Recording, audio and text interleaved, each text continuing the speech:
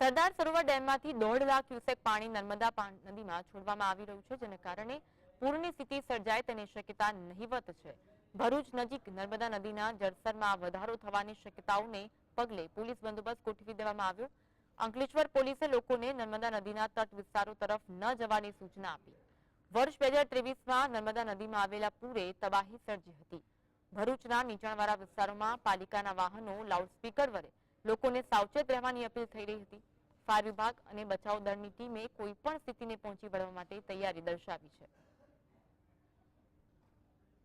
જેના પગલે સરદાર સરોવરમાંથી જેમ પાણી છોડવામાં આવી રહ્યું છે તે માટે ભરૂચ જનતાને મારી અપીલ છે કે નર્મદા નદીના નીચાણવાળા વિસ્તારમાં અવર જવર જે લોકો કરતા હોય તે લોકોએ ટાળવી જોઈએ. તેમજ પશુપાલન જે પણ લોકો નદી કિનારાના વિસ્તારમાં કરે છે તેઓએ પણ હાલમાં ત્યાંથી સાવચેત તેમજ સલામતીના ભાગરૂપે સલામત જગ્યાએ ખસી જવા માટે મારી નમ્ર અપીલ છે. 101 નંબર પર આપ ગમે ત્યારે કોન્ટેક્ટ કરી શકો છો. ભરૂચ નગરપાલિકા ફાયર બ્રિગેડની ટીમ આપની સેવા